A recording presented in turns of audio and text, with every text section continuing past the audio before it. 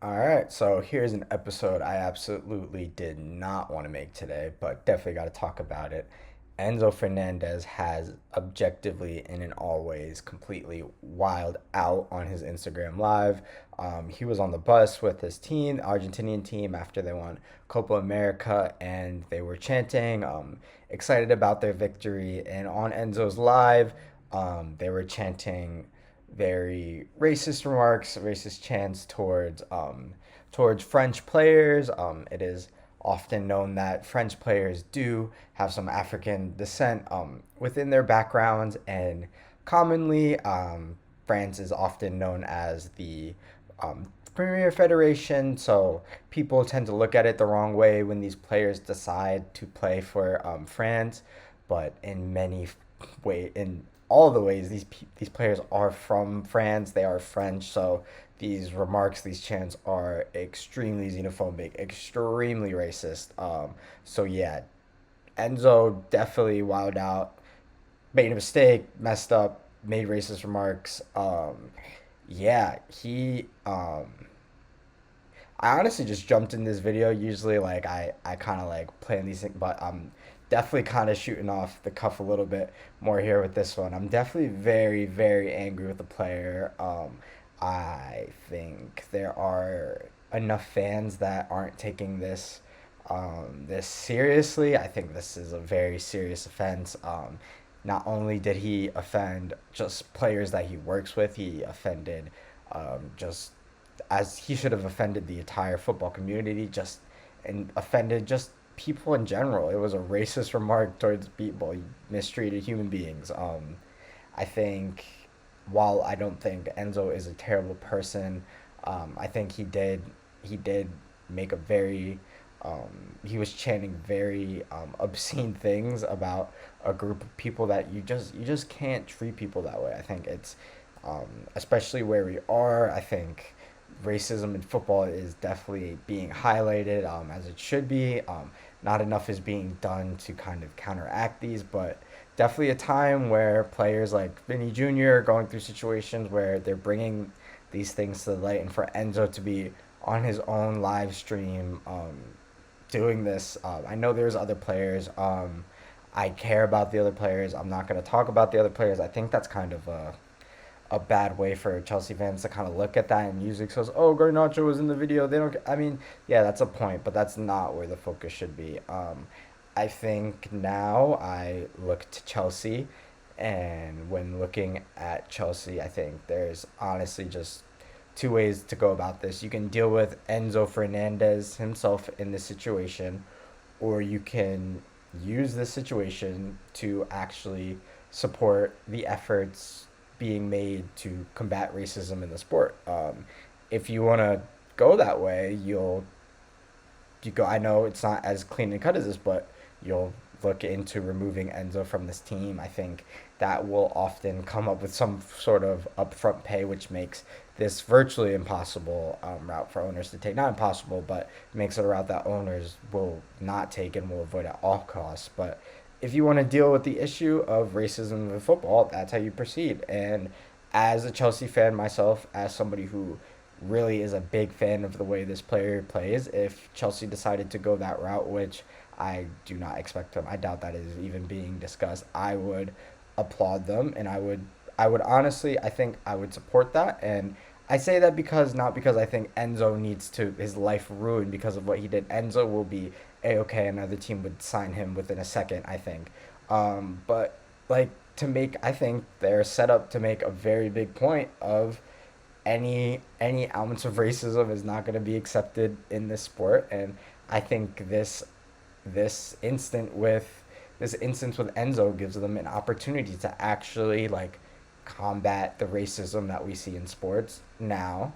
That being said, as I said, no owner is ever going to look to remove a player of the quality, which is a shame to say that it's based off quality, but a player quality of Enzo and honestly the investment they put in too, they would have to give him a ton of money up front. It would be a wasted investment. Yeah, and that's sadly the reasons why this route won't be proceeded. And again, I emphasize, I think this route would be okay because Enzo would land on his feet. I don't think Enzo's life should be ruined because of this. I think he should definitely be punished, and there's lessons to be learned.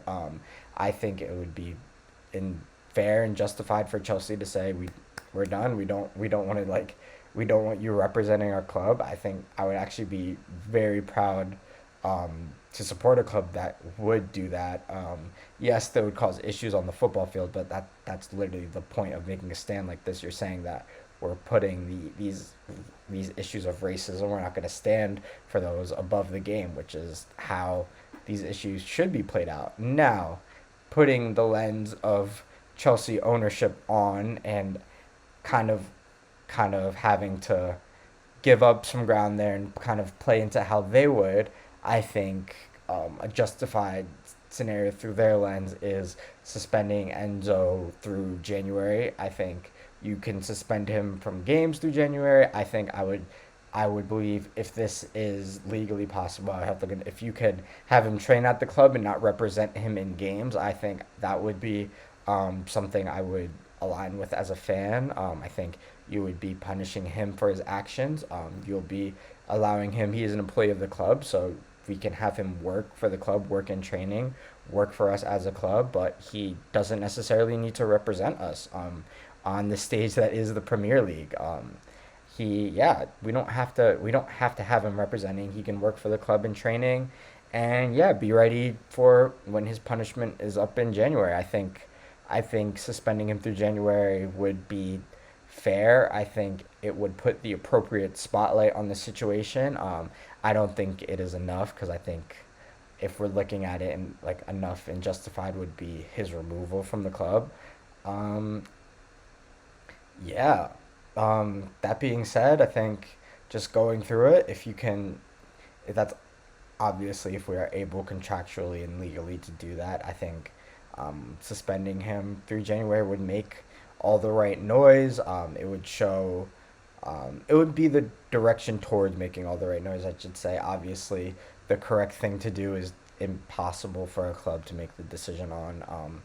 So, yeah, I think it's important while we say like obviously the focus is on Enzo and people are gonna say like why would you want Enzo gone? He's so good. Don't you love Enzo? Why don't you love Enzo? He's such a lovable. Like I do. I love Enzo as a player, but I also love Benoit Badiashile. I love Wesley Fofana. I love Moises Caicedo, which I'm sure if they're chanting things like that, imagine what they're chanting about somebody also from South America and who is darker skinned. And I'm sure there are chants about players like that's the thing. When things like this are posted, you have to take it very serious. Like you don't know where the line stops, where the line's drawn. And he only stopped the live stream because one of his teammates told him he was being an idiot for filming. Like he wasn't stopping on his own volition. He thought that he was doing something that was okay and celebrating by putting down a whole like that's not okay. It'll never be okay. I will never say that that will can be okay. It's unacceptable. It's a mistake. It's unfortunate. He's young.